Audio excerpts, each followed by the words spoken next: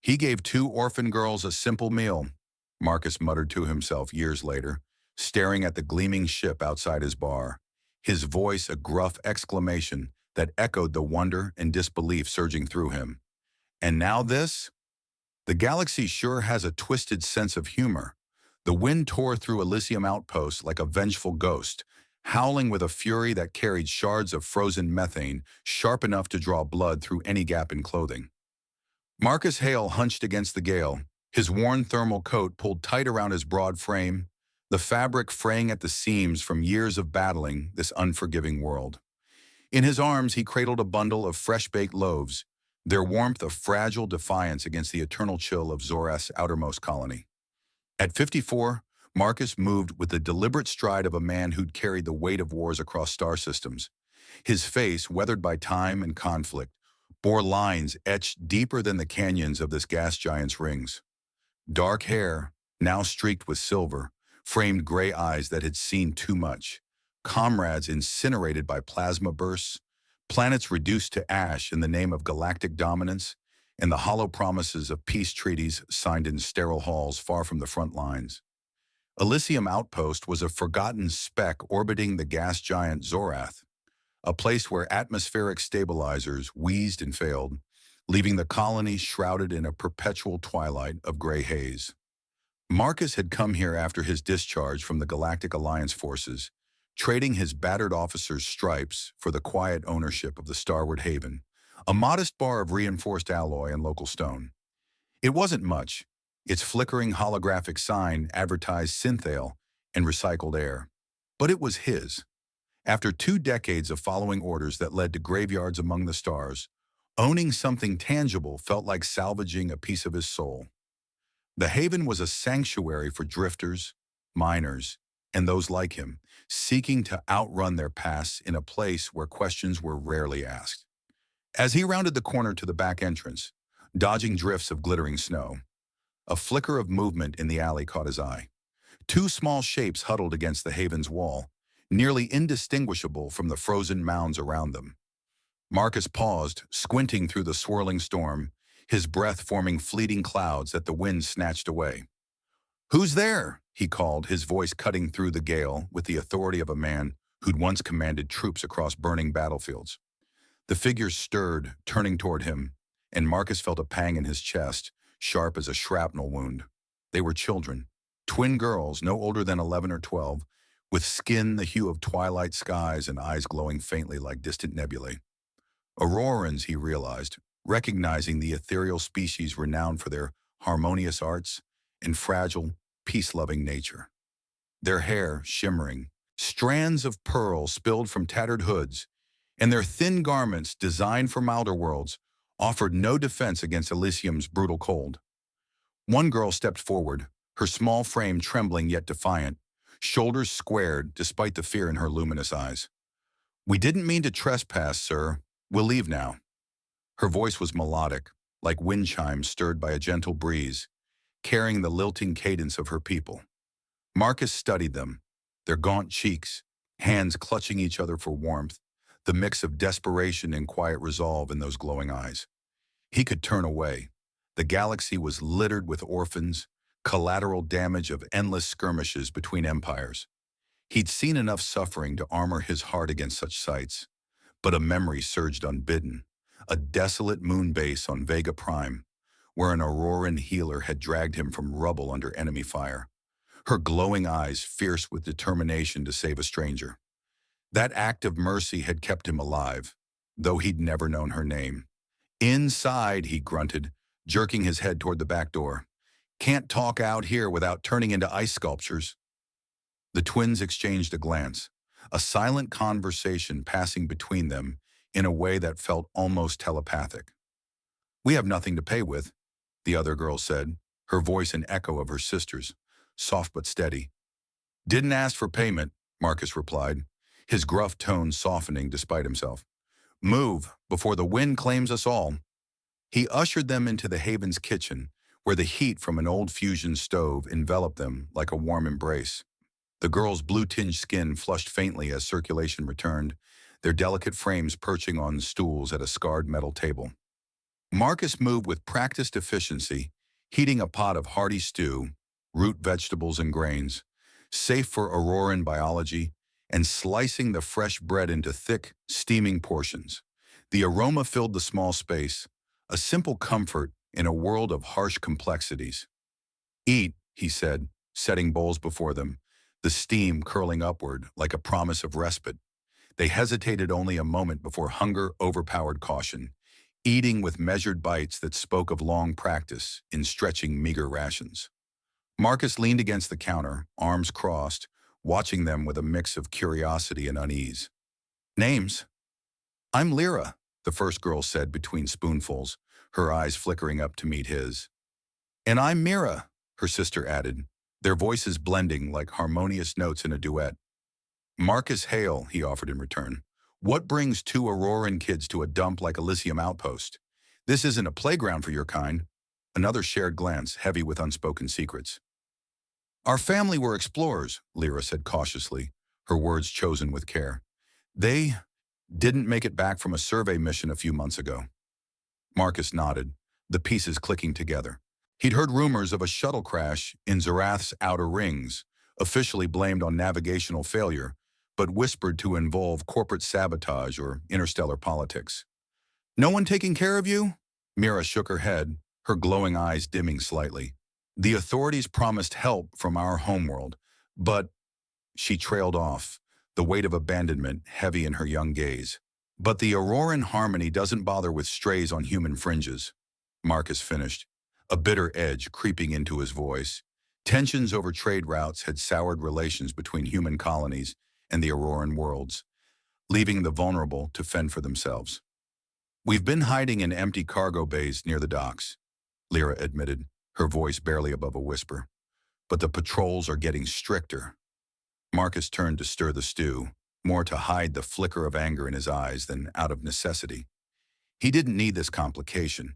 His days were filled with pouring drinks and dodging memories, not playing savior to alien orphans. Yet as he glanced back, seeing their small forms enveloped in the kitchen's warmth, a spark of something long buried stirred within him, the instinct to protect, to stand against the galaxy's indifference. When he turned around again, the kitchen was empty. The bowls were neatly rinsed and stacked in the sink, the back door ajar just enough to let in a whisper of cold. The twins had slipped away like shadows, leaving only a faint, ethereal glow in the air, a trace of their natural bioluminescence, like stardust scattered on the wind. Marcus stared at the open doorway, a hollow ache settling in his chest. Not my fight, he muttered, closing the door with a firm thud. But the words felt hollow, echoing in the silent kitchen like a lie he couldn't quite believe. The next morning, as he polished the bar top with a rag worn as thin as his patience, the front door hissed open, admitting a blast of frigid air and three enforcers in sleek, insulated uniforms. They were from the Colonial Oversight Bureau, their badges gleaming under the haven's dim lights. The leader, a stern woman with sharp features and a gaze like a laser scope, approached with purposeful strides. Marcus Hale, she inquired, her tone clipped and official. That's me, he replied, not pausing his work, his voice steady despite the old instincts flaring to life. What brings oversight to my humble establishment? Thirsty? We're searching for two Auroran miners. Twin females, she said, sliding a holographic projector across the bar. It flickered to life, displaying images of Lyra and Mira, their faces innocent, yet marked by the hardship of their circumstances. Marcus kept his expression neutral, years of field interrogations teaching him to reveal nothing. Can't say I've seen them. Plenty of folks pass through, but Aurorans? Rare sight around here. Her eyes narrowed, assessing him. They're connected, to a sensitive matter. Their guardians were involved in proprietary exploration data. If they're carrying anything valuable, it needs to be secured. Kids with secrets, huh? Marcus shrugged, his tone casual but his mind racing. Sounds like a story, but not one I've heard. She studied him a moment longer, her gaze probing for cracks in his facade. Then she retracted the projector with a flick of her wrist. If you spot them, report it. Harboring undocumented aliens carries penalties, especially with the current diplomatic strains. As the enforcers departed, their boots crunching in the snow outside. Marcus exhaled slowly, his thoughts churning. The girls weren't just orphans. They were pawns in a larger game, hunted for reasons beyond their control. He pushed the thought aside, focusing on the mundane tasks of the day, cleaning glasses, restocking synthale, but the concern lingered like a shadow, refusing to be dismissed. Years blurred into a steady rhythm on Elysium outpost. The colony grew grudgingly, with better stabilizers taming the endless storms into manageable blizzards. The starward haven thrived in its quiet way, a hub for weary travelers and locals seeking solace in a glass. At 64, Marcus had settled into his role as the taciturn proprietor, his body still strong from habitual routines in the outpost's low gravity, though his hair was fully silver now, and old scars ached in the cold. He'd never sought companionship beyond the fleeting exchanges at the bar. A brief, ill-fated romance in his youth had left him wary of entanglements, preferring the solitude that allowed him to wrestle his demons in private. The memory of Lyra and Mira surfaced occasionally, on nights when the winds moaned like lost souls, leaving him to wonder if they'd found safety or fallen prey to the galaxy's cruelties. One crisp afternoon, with the bar empty between shifts, a low vibration hummed through the air, a ship's engines landing far too close for regulation. Marcus stepped outside, shielding his eyes against the glare off the snow. Descending gracefully was a vessel of exquisite design, its hull a flowing mosaic of iridescent blues and silvers, curving like living art. Auroran craftsmanship, unmistakable, but this was no ordinary craft. It screamed opulence, the kind reserved for the elite of their society. A ramp extended silently, touching the snow with barely a whisper, and two figures emerged, gliding down with an elegance that turned heads even in this remote outpost. They were Auroran women, tall and radiant, with skin like polished sapphire and hair that cascaded like starlit rivers. Their attire shimmered with embedded crystals, form-fitting yet regal, accentuating their poised movements. "Marcus Hale," one inquired, her voice a symphony of warmth and melody that stirred a distant memory. He nodded, suddenly conscious of his simple work shirt and the rag clutched in his hand. "That's me. If you're seeking lodging, this place might not match your tastes." The women shared a glance, a silent exchange that sparked recognition deep in Marcus's gut. "Do you recall two shivering orphans you once sheltered with kindness?" The speaker continued, her glowing eyes sparkling with something like gratitude. Marcus's breath caught, his mind racing back to that frozen night. It couldn't be. "Lyra! Mira?" Their faces bloomed into identical smiles, revealing the girls beneath the sophisticated veneer of the women they'd become. "You remember," Mira said, delight evident in her melodic tone. "What? How?" Marcus stammered, gesturing at the magnificent ship, its sleek lines a stark contrast to the outpost's gritty landscape. "A tale best shared indoors," Lyra suggested, her voice gentle but firm. "If you'll have us." He led them inside, the bar's dim interior feeling drab against their luminous presence. Pouring 3 measures of aged Terran brandy, a rare indulgence saved for special moments, he sat across from them at a worn table, marveling at their transformation. "To unexpected reunions," he toasted, raising his glass. They mirrored his gesture, sipping gracefully, Mira's eyes widening slightly at the brandy's sharp bite. "Human spirits are invigorating," she noted with a smile. "Straightforward like us," Marcus replied, a faint grin tugging at his lips. "Now, why seek me out after all these years? I doubt you crossed the stars just for a drink." They exchanged that familiar look, a silent conversation that carried the weight of their shared past. "We've built something extraordinary," Lyra began, her voice carrying the cadence of practiced diplomacy.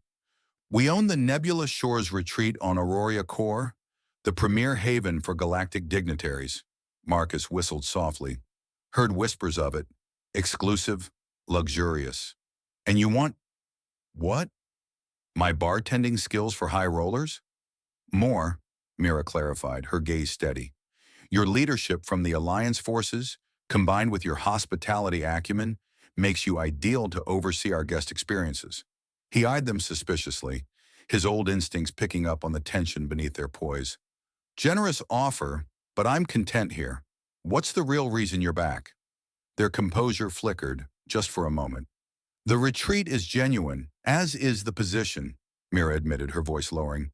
But yes, there's depth to our request. Our haven borders a secure zone on Aurora Core, housing a joint venture with the Scolari Dominion, a scientific outpost. Marcus's face tightened, his jaw clenching at the mention of the Scolari, a reptilian species whose expansionist ambitions had sparked countless conflicts with human fleets. And we suspect illicit activities, Lyra whispered, her glowing eyes hardening. Experiments on our people, genetic alterations, mental conditioning, forbidden by galactic treaties. Marcus leaned back, the brandy's warmth doing little to quell the cold anger rising in his chest. The galaxy never changed. Powerful empires exploiting the vulnerable under the guise of progress. Why me?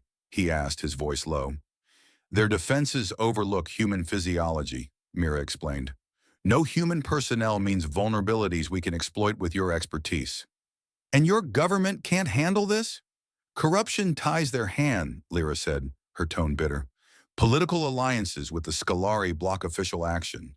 We're acting independently. Marcus's mind churned, weighing the quiet life he'd built against the pull of a cause that echoed his past. The twins watched him, their expressions a blend of hope and determination. No longer the frightened children he'd fed, but not yet the untouchable elites they presented themselves as. What's your stake in this? He asked, sensing deeper currents. They nodded in unison, a gesture that still unnerved him with its synchronicity. Our family's work, Lyra confirmed. The data oversight hunted years ago. Our parents uncovered neural pathways in Auroran minds that could be weaponized. They died for refusing to aid such horrors. The Scolari are continuing that research using captives. Anger surged in Marcus, a familiar fire that had once driven him to defy orders for the sake of his squad. He stood gazing out at the snow-draped street where their ship gleamed like a beacon. The practical part of him listed reasons to refuse. His age, the danger, the life he'd carved out here. But another part, the soldier who'd once believed in fighting for the defenseless, stirred awake. I've spent years serving drinks and dodging ghosts, he said finally, turning to face them. Not the retirement I planned. Their smiles were tentative, hopeful. When do we leave? He asked, the decision settling over him like a mantle. Their faces lit up, the glow of their eyes brighter than the stars outside. As soon as you're ready, Mira replied.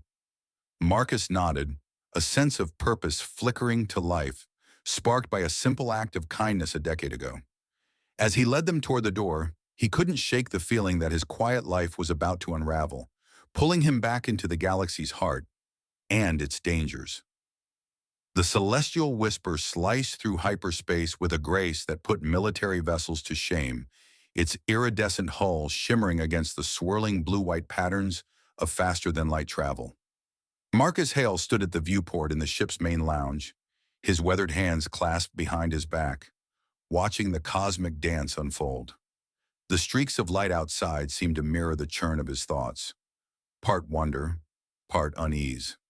At 64, he'd thought his days of galactic intrigue were behind him, left on the battlefields of his youth. Yet here he was, aboard an Auroran luxury yacht, drawn back into the fray by two women who were once shivering orphans in his kitchen. Behind him, Lyra and Mira had transformed the spacious lounge into a makeshift training area, pushing aside sleek, bioluminescent furniture to clear a space on the polished floor. The room, with its curved walls and soft ambient glow, felt like a cathedral to some forgotten star god, a far cry from the gritty functionality of the starward haven. Marcus turned, his silver hair catching the light, and studied the twins as they moved through a series of drills he'd outlined. Their movements were fluid, almost otherworldly, their sapphire skin and pearl hair glinting as they practiced evasion techniques. He'd expected them to be novices, softened by their years of wealth, but their precision was startling, hinting at a past far more complex than resort management. Again, Marcus barked, his voice carrying the old command presence that had once rallied squads under fire. Scolari have keen peripheral vision, but they've got a blind spot directly above their head crests. Use it. The twins nodded in unison, their glowing eyes focused. They wore form-fitting black training suits designed for mobility, and their synchronized steps were like a dance choreographed by instinct. Lyra darted left, Mira right, then both pivoted upward, simulating a strike from above. Marcus watched, arms crossed, noting how Lyra's footwork was too predictable, a rhythm that could betray her to a sharp-eyed opponent. "Vary your steps, Lyra," he said, his tone firm but not unkind. "Patterns get you killed." "Yes, sir," she replied, adjusting mid-motion with a grace that belied her lack of formal combat training. Mira mirrored her sister's correction, their synchronicity uncanny, almost as if they shared a single mind. Marcus suppressed a wry smile. "You're naturals at this," he admitted, stepping forward as they paused to catch their breath. "Suspiciously good for resort owners." The twins exchanged one of their silent glances, a flicker of amusement passing between them. "We've had practice," Mira said, her melodic voice tinged with a hint of mischief. "Survival demanded it." Marcus gestured to a low table where a carafe of water sat, its surface reflecting the lounge's ambient light like a miniature galaxy. "Sit. It's time you told me the full story. How do you go from starving orphans to running the Nebula Shores retreat in a decade?" They settled across from him, accepting glasses of water with nods of thanks. Lyra sipped delicately, while Mira took a bolder gulp, her eyes widening slightly at the crisp purity of the liquid, a stark contrast to the recycled swill of Elysium Outpost. "After we left your bar," Lyra began, her voice steady but soft, "we stowed away on a supply freighter bound for Meridian Station. A trading hub," Mira added, picking up the thread seamlessly. "A place where two Auroran children could disappear into the crowd. We survived by our wits." Marcus raised an eyebrow, his old soldier's instincts catching the unspoken. "You mean stealing?" Lyra's lips curved slightly, unashamed. "Food, clothes, sometimes information. We learned we had a knack for going unnoticed." "Child thieves," Marcus said, but there was no judgment in his tone. Only the recognition of survival's harsh demands.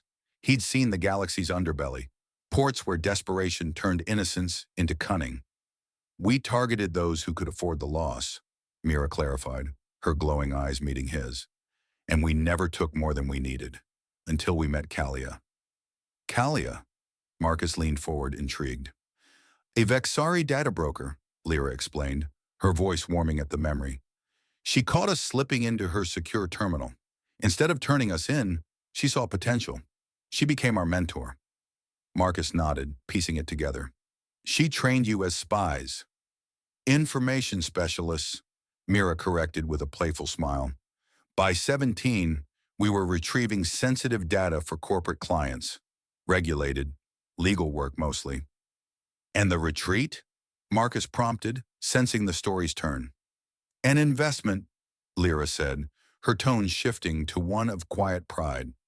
3 years ago, Nebula Shores was failing, a relic of mismanagement. We bought it at a bargain, renovated it, and turned it into the most exclusive destination in the Auroran Harmony. And conveniently positioned it near a Scolari research outpost," Marcus added dryly, his tactical mind connecting the dots. "Not a coincidence," Mira admitted, her voice lowering. "We'd been tracking Scolari activities for years, following leads about their operations.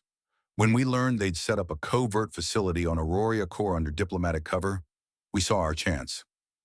Marcus leaned back, swirling the water in his glass, the faint hum of the ship's engines underscoring his thoughts.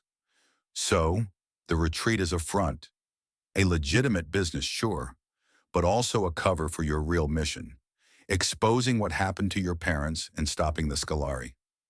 "Precisely," the twins said in unison, their voices harmonizing like a chord. He studied them, noting the steel beneath their elegance. "And this data you've been protecting since you were kids. What is it?" Lyra's expression grew guarded, her glowing eyes dimming slightly. "Our parents were explorers, but they were also researchers. They discovered neural pathways unique to Auroran physiology, pathways that could be manipulated to enhance cognitive functions. Or weaponize," Marcus said, his voice hardening. "Mind control." Mira nodded, her jaw tight. They refused to let their work be twisted into a tool for domination. That's why they were targeted. The shuttle crash wasn't an accident.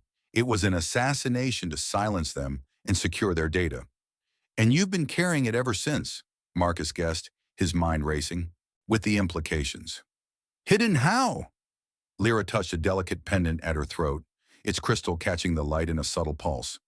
A family tradition, data crystals disguised as jewelry. We took it from their lab before we fled. Marcus exhaled slowly, the weight of their story settling over him. These weren't just survivors. They were guardians of a dangerous legacy, hunted for knowledge that could reshape wars. Why me? He asked, his voice low. There are younger ex-soldiers, ones with fresher skills. Why drag an old man out of retirement? The twins exchanged a look, this one softer, almost vulnerable.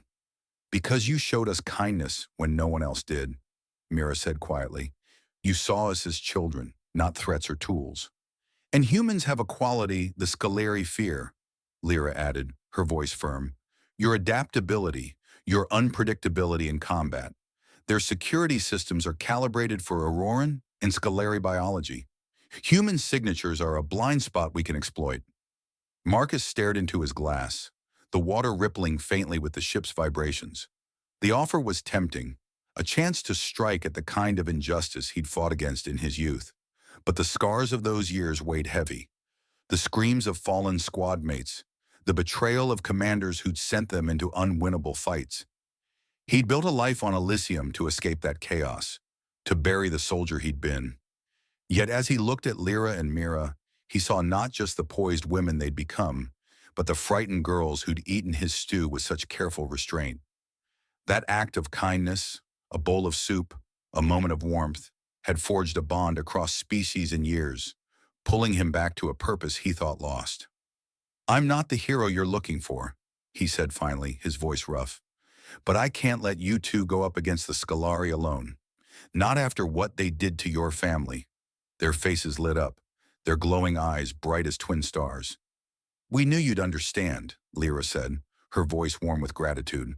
Marcus stood, moving to the viewport, the hyperspace patterns a blur of possibility. What's the plan? Mira joined him, her presence calm yet resolute.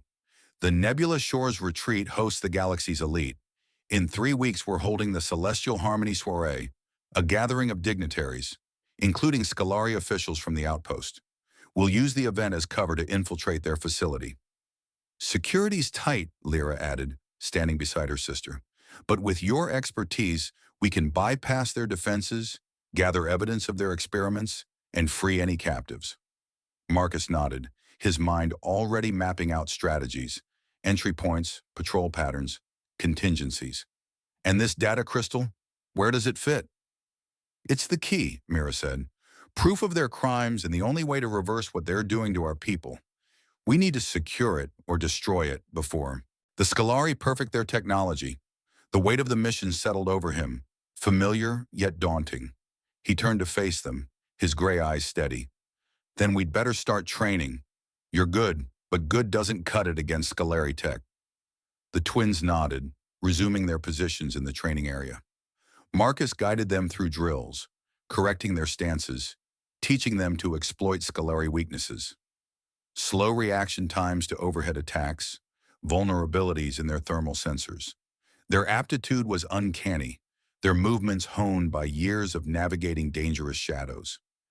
As they sparred, Marcus caught glimpses of their past, children forced to become thieves, then spies, all to protect a legacy that could save or doom their people. You've been at this longer than you let on, he said during a break, wiping sweat from his brow.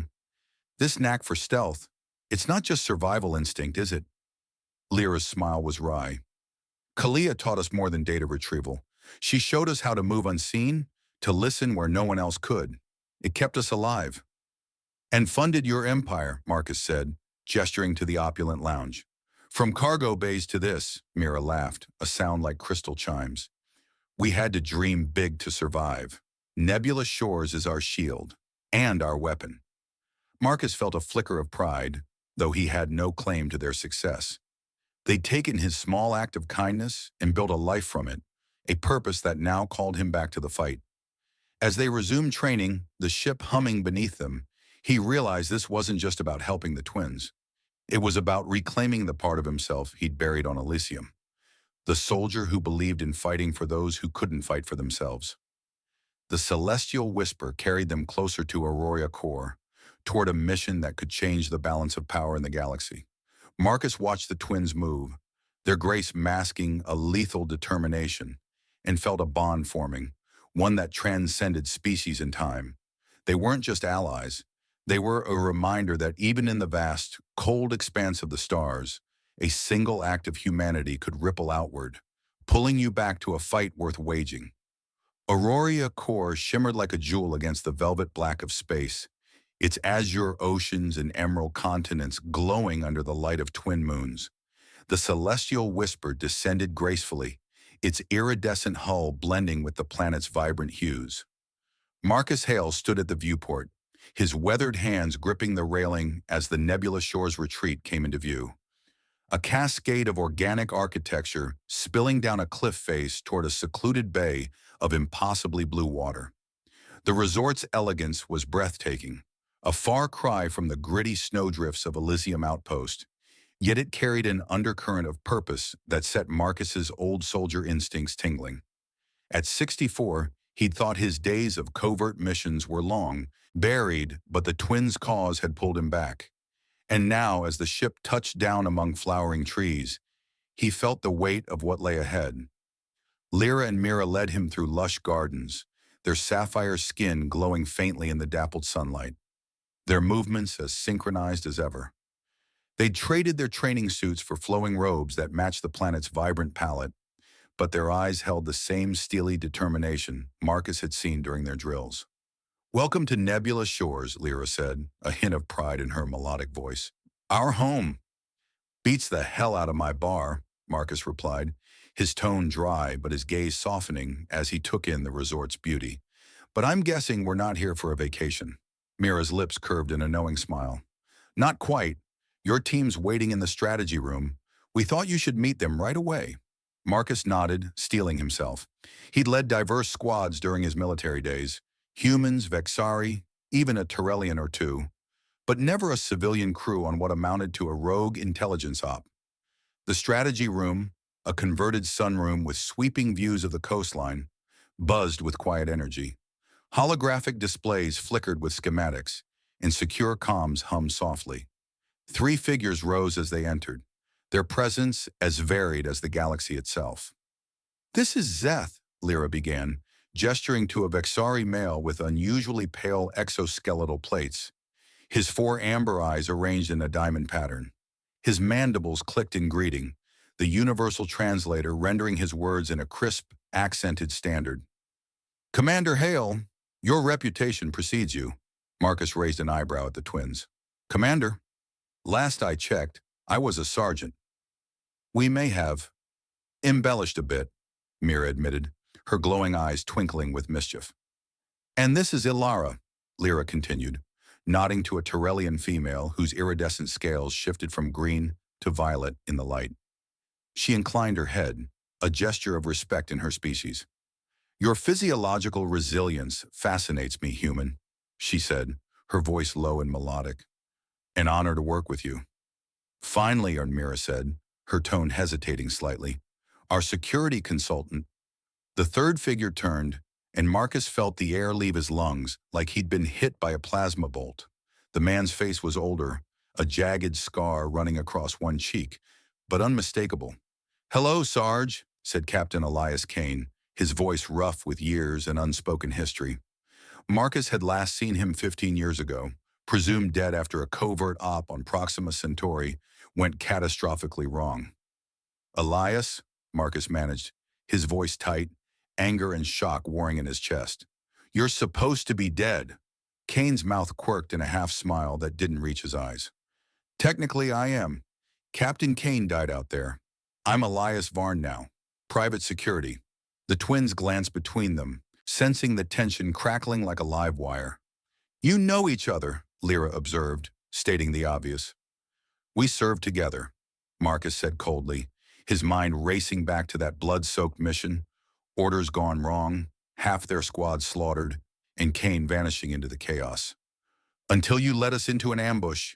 Kane's jaw tightened, his scar stark against his weathered skin. That's not the whole story, Sarge. It never is, Marcus shot back, his voice like a blade. An uneasy silence fell, the hum of the holograms the only sound until Mira cleared her throat. Perhaps we should focus on the mission. She gestured to Zeth, who activated a display showing a detailed schematic of a fortified facility nestled in the mountains, 20 kilometers from the resort. The Scolari Research Outpost, Zeth explained, his mandibles clicking nervously, officially a cultural exchange center, but our scans reveal 4 subterranean levels, not in public records. Security? Marcus asked, his professional instincts kicking in, despite the storm of emotions Kane's presence stirred. Robust, Zeth replied, zooming in on defensive systems. Triple-layered perimeter sensors, pheromone detectors for Scolari and Auroran signatures, and elite vanguard troops. Far more than we expected. Not a skeleton crew, Kane added, his tone clipped. They're guarding something big. Marcus studied the schematic, cataloging entry points and patrol patterns in his mind. This isn't just a lab. They're protecting something valuable or dangerous. Ilara's scales shifted to an amber hue, a Tyrellian sign of concern. Our intel suggests live subjects, likely Auroran, undergoing neural experiments. The plans change, Lyra said, her voice firm. The Celestial Harmony soiree is in 3 days, hosted here at Nebula Shores. The Scolari lead, Vexor, will attend with key officials. We'll use the event to extract his access codes. Marcus nodded, the strategy aligning with his tactical experience. Risky but smart.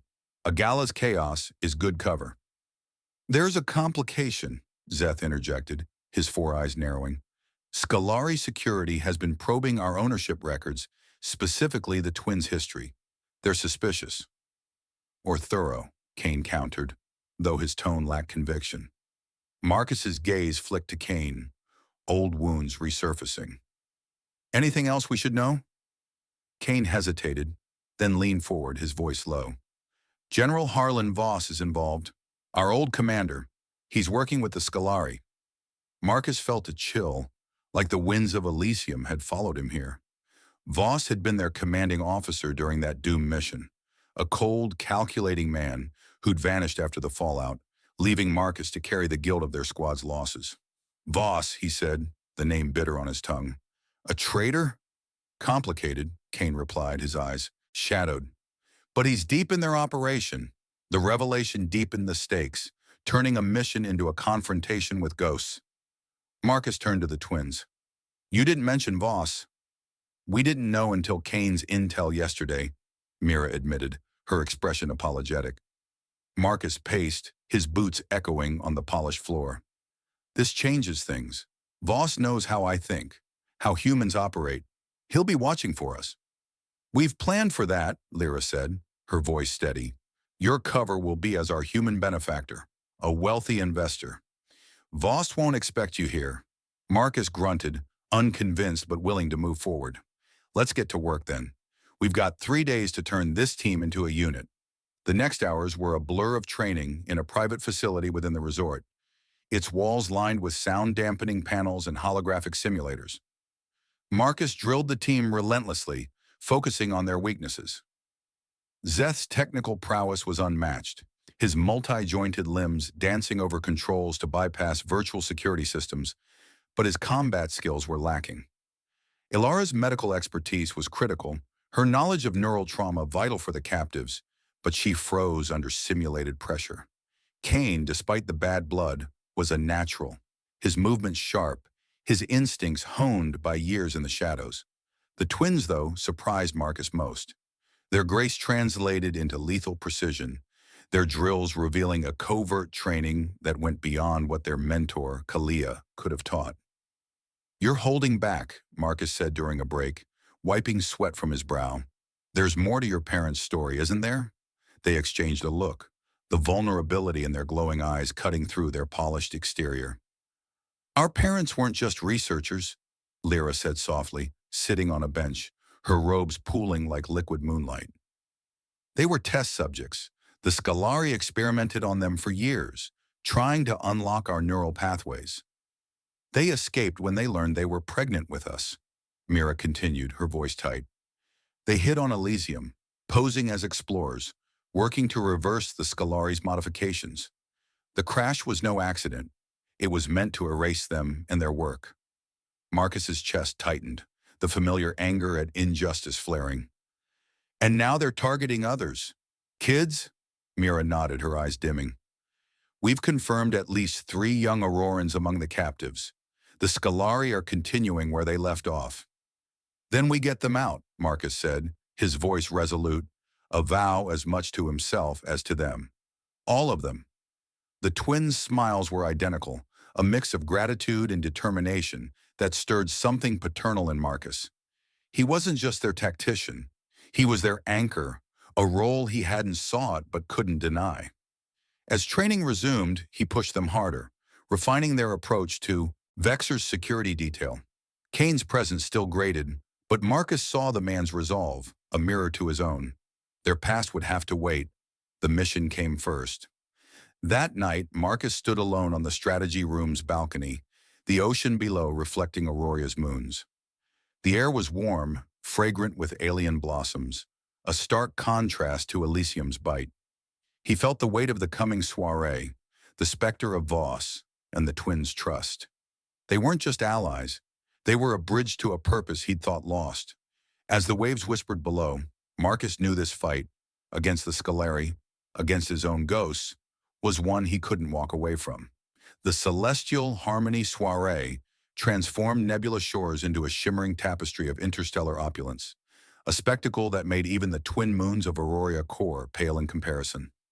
Floating light sculptures pulsed with hues of amethyst and gold, casting kaleidoscopic patterns across the grand ballroom's curved, crystalline walls.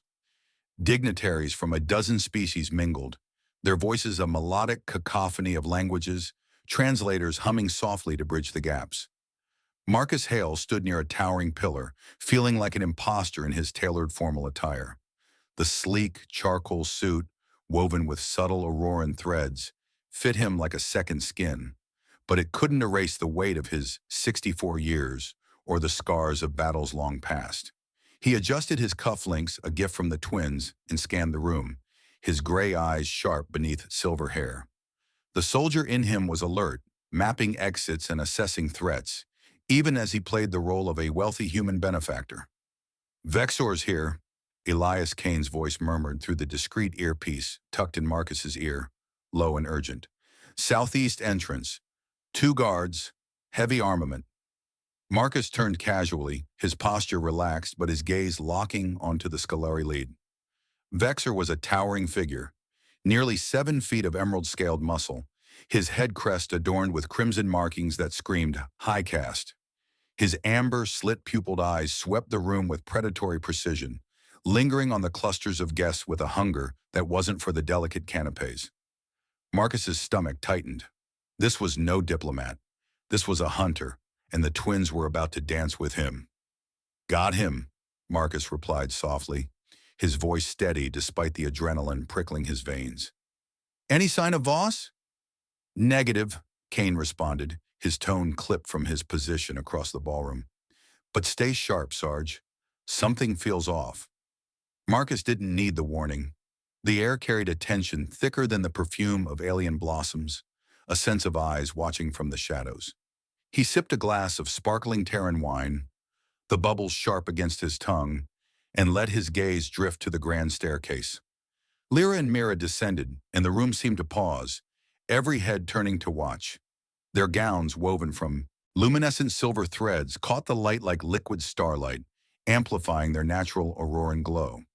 Their sapphire skin shimmered, their pearl hair cascading in waves, and their synchronized steps were a performance in themselves. Marcus noted Vexor's posture stiffen, his crest flaring slightly.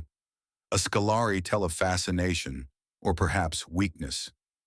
"They're in play," Marcus muttered, his heart pounding not just for the mission, but for the twins, who'd become more than allies in the weeks since leaving Elysium.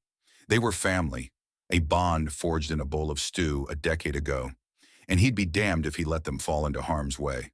The twins glided toward Vexor, their smiles radiant, but calculated, their glowing eyes locking onto his. Marcus knew their plan: leverage their Auroran allure, a biological edge honed by centuries of surviving Scolari aggression. Their pheromones could render Scolari neural pathways suggestible, a trick their parents' research had helped them master. It wasn't mind control, but it was close enough to make Marcus uneasy. He watched as Lyra laughed at something Vexor said, her hand brushing his arm, while Mira leaned in, her voice a melodic whisper. The Scolari's guard stood rigid, oblivious to the subtle manipulation unfolding.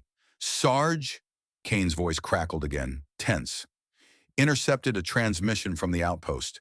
They're moving the captives tonight. Termination protocol. We've got maybe 2 hours." Marcus's grip tightened on his glass, the wine sloshing slightly. "Termination?" he hissed, keeping his face neutral for the guests around him. "Tell the twins. They need those codes now." "On it," Kane replied. Across the room, Marcus saw the twins' postures shift imperceptibly, their earpieces relaying the news. Lyra's smile didn't falter, but her eyes flicked toward Marcus, a silent acknowledgement. They were accelerating the plan, and the stakes had just skyrocketed. He scanned the crowd again, searching for General Harlan Voss. The absence of his old commander was a gnawing concern. Voss was too cunning to miss an event like this, where power and secrets mingled like the drinks in hand. Marcus's instincts screamed trap, but before he could dwell on it, a voice cut through the hum of the gala, cold and familiar. "Hail," it said, smooth as polished steel. "Didn't expect to find you playing dress-up among the galaxy's elite." Marcus turned slowly, his pulse steady despite the shock. General Harlan Voss stood before him, a flute of champagne in hand, his silver-templed hair and lined face betraying the years since their last encounter. His eyes, though, were the same, calculating, devoid of warmth, like a predator sizing up prey. The tailored Scolari-style uniform he wore, adorned with subtle reptilian motifs, marked him as more than a guest. "Voss," Marcus acknowledged, his voice low and even. "I'd say it's good to see you, but we both know." "That's a lie," Voss chuckled, a sound as dry as Elysium snow. "Still the blunt sergeant. I heard you were slinging drinks on some frozen rock. What brings you to Aurora Core?" "People change," Marcus said, mirroring Voss's casual tone while his mind raced. "Guess I got tired of the cold." "Do you?" Voss raised an eyebrow, his smile predatory. "I haven't changed, Hale. I've always been what I am, a man who sees the bigger picture." "A traitor to humanity," Marcus said quietly, aware of the aliens mingling nearby. Voss's smile didn't waver. "Pragmatist, not traitor. The Scolari are the future, neural tech that'll redefine warfare. Humanity can ride that wave or drown under it." "At the cost of innocent lives," Marcus countered, his voice steady but laced with disgust. "Acceptable losses," Voss said, his tone hardening. "You always were too soft for the hard choices." Before Marcus could respond, his earpiece crackled. "Marcus," Lyra's voice came through, urgent and tight. "We've got the codes, but Vexor let slip something else. The captives aren't just being moved. They're being terminated tonight. Containment breach concerns?" Marcus kept his expression neutral, though his heart pounded. "Understood. Proceed to extraction point Alpha." "There's more," Mira added, her voice cutting off abruptly as static flared. "Trouble with your comms?" Voss asked, his smile turning sharp. "Your Lumari friends might be finding Vexor less pliable than they hoped." Marcus's blood ran cold. Voss knew, had known all along. This wasn't a chance meeting, it was a calculated move. "What have you done?" he demanded, his voice low and dangerous. "Nothing yet," Voss replied, sipping his champagne. "But your team's activities haven't gone unnoticed. Kane's cover was blown months ago." Marcus's mind raced, reassessing every detail. If Voss knew about Kane, why let them get this far? "You're playing a long game," he said, eyes narrowing. "Why?" "To confirm the twins have their parents' data," Voss said, his voice almost casual. "Vexor's verified it. Now we can acquire it." "You won't touch them?" Marcus growled, stepping closer, his hand itching for a weapon he didn't carry. Voss sighed as if disappointed. "Always the protector, Hale. It's why you were a great sergeant. and a terrible strategist. Sarge, Kane's voice cut through the earpiece, barely a whisper. Trust me. Marcus froze as Kane appeared at his side, his expression carefully neutral. Transport's ready, sir, Kane said aloud, addressing Voss. Shall I escort Mr. Hale? Voss nodded, his eyes gleaming. Do it, Varn. Let's keep this tidy. Marcus tensed, ready for a fight, but Kane leaned in, his voice a breath against his ear. Trust me, the twins are safe. They've got the codes and are heading to the outpost. Marcus made a split-second decision, letting Kane guide him toward a service exit, his arm firm but not forceful. I'm disappointed, Hale, Voss called after them. I expected more fight. In the dimly lit service corridor, Kane released him, drawing a concealed pulse pistol. We're out of time, he said rapidly. Voss isn't just a collaborator. He's compromised. Scolari neural tech's been tested on him. He's fighting it, but he's not fully in control. Marcus's jaw clenched, the pieces falling into place. And you? What's your angle, Elias? Triple agent, Kane admitted, his scarred face grim. Voss recruited me for that Proxima op. When I survived and found evidence he'd been turned, I went underground tracking him. I've been working to dismantle this program ever since. Why keep me in the dark? Marcus demanded, his voice low as they moved swiftly through the corridor. Couldn't risk it, Kane said. Needed to be sure you weren't compromised, too. He handed Marcus a pulse pistol, its weight familiar in his hand. Voss will alert the outpost. We need to move. They emerged near a waiting transport, its engines humming softly. Zeth and Alara were already aboard, surrounded by medical gear and tech consoles. The twins? Marcus asked, climbing in. At the outpost, Zeth confirmed, his mandibles clicking anxiously. They used Vexor's codes to breach the outer defenses. The transport shot toward the mountains, its speed pressing Marcus into his seat. He checked his pistol, the familiar weight grounding him as he prepared for what lay ahead.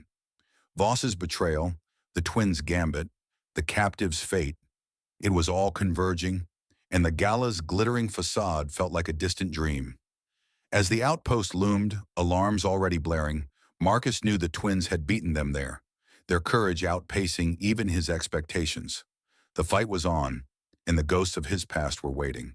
The Scolari Research Outpost loomed against the jagged peaks of Aurora Corps Mountains, its sleek, obsidian walls glinting under the pale glow of the planet's twin moons. Alarms shrieked through the night, a piercing wail that echoed the chaos unfolding within. Marcus Hale clung to the side of the transport as it skidded to a halt near a breached service entrance, his pulse pistol warm in his hand. The air was thick with the acrid scent of ionized metal, and red emergency lights pulsed like a heartbeat from the facility's open wound. Lyra and Mira had beaten them here, using Vexor's stolen codes to slip inside, and now the mission hung on a knife's edge. Marcus's heart pounded, not just from the adrenaline of battle, but from the weight of what they were fighting for. 12 Auroran captives, including children, facing termination at the hands of Scolari ambition. Move, Marcus barked, leaping from the transport with Elias Kane at his side. Zeth and Alara followed, the Vexari's four amber eyes, scanning for threats while the Torellian healer clutched a portable med unit, her scales flickering nervously between green and amber. The service entrance yawned ahead, its blast doors mangled by the twins' precise sabotage, tendrils of smoke curling upward like specters. Marcus led the charge, his 64-year-old frame moving with the muscle memory of a soldier, each step a defiance of the years he'd spent pouring drinks instead of drawing blood. Inside the facility was a labyrinth of sterile corridors, their walls lined with glowing conduits that pulsed like veins. The alarms drowned out all but the sharpest sounds, boots on metal, the hum of pulse weapons, and the distant cries of captives. Marcus's earpiece crackled with Lyra's voice, tight with urgency. Marcus, we're on sub-level 3. We've found them, but security's converging. Hurry. On our way, Marcus replied, his voice steady despite the chaos. He gestured to Kane, who took point, his scarred face grim as he navigated the maze with a familiarity that suggested he'd studied this place for years. Zeth's multi-jointed limbs danced over a portable console, hacking into the facility's systems to disable internal sensors, while Alara scanned for biosignatures, her eyes narrowing as she confirmed the captive's location. They descended a service lift, the air growing colder and heavier with each level. Sub-level 3 opened into a cavernous chamber, its walls lined with transparent cells that glowed with a sickly green light. Inside, 12 Aurorans, men, women, and 3 children, huddled, their sapphire skin dulled by malnutrition, their glowing eyes wide with fear. Lyra and Mira stood at the control panel, their pearl hair disheveled, but their expressions fierce as they worked to override the cell locks. Mira's fingers flew across the interface, while Lyra held a stolen Scolari rifle, covering the corridor behind them. "Got you covered," Marcus called, taking position beside Lyra. Her glowing eyes flicked to him, a silent thank you passing between them. The bond forged a decade ago in his kitchen felt stronger now, a tether pulling them through this storm. "Cells are opening, Miron," Mira announced, her voice steady as the first door hissed open. An Auroran woman stumbled out, clutching a child whose eyes glowed faintly, like fading stars. Alara rushed forward, administering a neural stabilizer to counter the effects of whatever experiments the Scolari had inflicted. "Zeth, status on the exit?" Marcus demanded, his pistol trained on the corridor as the sound of approaching boots grew louder. "Outer defenses are down," Zeth replied, his mandibles clicking rapidly. "But I'm picking up a new signal, a self-destruct sequence. 30 minutes, Marcus swore under his breath. "They're torching the evidence. Move faster." The captives emerged one by one, guided by Alara's gentle hands and the twins' encouraging words. The children clung to their elders, their small frames trembling, but their eyes fierce with hope. Marcus felt a pang in his chest, the memory of Lyra and Mira's gaunt faces in his kitchen resurfacing. He'd failed to protect them then, letting them slip back into the galaxy's shadows. He wouldn't fail these souls now. As the last cell opened, the corridor echoed with a guttural roar. Scolari troops, their emerald scales glinting under the emergency lights, poured in, led by a figure Marcus had hoped never to face again. General Harlan Voss strode forward, his Scolari uniform pristine, his eyes clouded with an unnatural sheen that confirmed Kane's warning. Neural conditioning. Behind him, a dozen Vanguard troops raised their weapons, their head crests flaring in aggression. "Hail," Voss said, his voice a distorted echo of the man Marcus once knew. "You're predictable, always rushing to save the weak." Marcus stepped forward, shielding the captives, his pistol steady. "And you're a puppet, Voss. The Scolari's tech is eating your mind." Voss's smile was cold, almost mechanical. "It's clarity, not control. The Scolari will reshape the galaxy. Join us or die with them." Before Marcus could respond, Kane moved, his pulse pistol flashing. "He's not worth saving, Sarge. Shoot!" But Marcus hesitated, seeing a flicker of pain in Voss's eyes, a man fighting a battle within himself. "Elias, cover the captives," he ordered, his voice low. "Get them to the transport." Kane nodded, ushering the group toward the lift with Alara and the twins.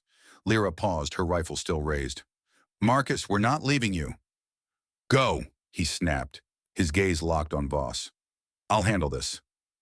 The Scolari troops advanced, but Voss raised a hand, halting them. "One last chance, Hale," he said, his voice wavering, as if a fragment of his old self was breaking through. "Walk away." Marcus saw it then, the tremor in Voss's hand, the bead of sweat on his brow. The neural conditioning was failing, or Voss was fighting it. "You're still in there," Marcus said softly. "Fight it, Harlan. You're better than this." For a moment, Voss's eyes cleared, and the man Marcus had once followed into battle looked back. Then with a roar, Voss turned, his pulse rifle blazing, not at Marcus, but at his own troops. 3 Scolari fell before they could react, their bodies crumpling as Voss's betrayal sent shockwaves through the squad. "Run!" Voss shouted, his voice raw with effort as he fired again, holding the line. Marcus didn't hesitate, sprinting toward the lift where Kane and the twins waited. The captives were already inside, Alara stabilizing the weakest. As the doors closed, Marcus caught a final glimpse of Voss, surrounded, his rifle blazing until a Scolari blast cut him down. The lift shot upward, the facility trembling as the self-destruct sequence counted down. Zeth's console beeped frantically, guiding them to the transport point. They piled in, the captives huddled together, the children's glowing eyes wide but resolute.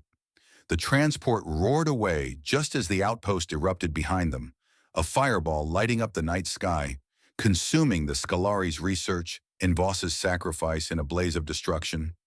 Months later, Nebula Shores basked in the golden light of Aurora Core's suns, its gardens alive with the laughter of recovering captives. The 12 Aurorans, including the 3 children, were healing, their neural damage reversed thanks to Alara's expertise and the twins' safeguarded data crystal. The Scalari project had collapsed, exposed by leaked evidence the team had transmitted to the Galactic Oversight Council, forcing the Dominion to abandon its covert operations under diplomatic pressure. Marcus stood on the resort's main balcony, the ocean breeze warm against his weathered face. His silver hair caught the sunlight, and his scars, once a reminder of loss, now felt like badges of a fight won. The twins approached, their robes flowing like liquid starlight, their smiles radiant. Lyra carried a tablet, Mira a bottle of Terran brandy, the same brand they'd shared on Elysium. "To victories," Mira toasted, pouring 3 glasses. "And family." Marcus clinked his glass against theirs, the amber liquid catching the light. "Didn't think I'd find either out here," he admitted, his voice rough with emotion. "We've been thinking," Lyra said, her glowing eyes warm. "Nebula Shores needs a security director, someone with experience, heart, and a knack for keeping trouble at bay." Marcus raised an eyebrow, a smile tugging at his lips. "Trying to tie me down?" "Offering you a home," Mira corrected, her voice soft. "You gave us one, once, with a bowl of stew. Let us return the favor." He looked out at the ocean, the waves whispering secrets to the moons above. The memory of that frozen night on Elysium flooded back. 2 shivering girls, a simple act of kindness that had rippled across a decade to bring him here. He thought of Voss, whose final act had been one of redemption, and of Kane, now off chasing new leads, their old wounds not healed but understood. Zeth and Alara had stayed, their skills vital to the resort's new role as a sanctuary for those the galaxy forgot. "I'm not much for fancy title," Marcus said finally, turning to the twins, "but I could get used to this view." Their laughter was a melody, blending with the crash of waves. As they stood together, the stars above Aurora Core seemed brighter, a constellation of purpose and belonging. Marcus sipped his brandy, feeling the weight of his past lift, replaced by the warmth of a family he'd never expected to find. The galaxy was vast and cruel, but here, under these moons, a single meal had sparked a redemption that would echo through the stars.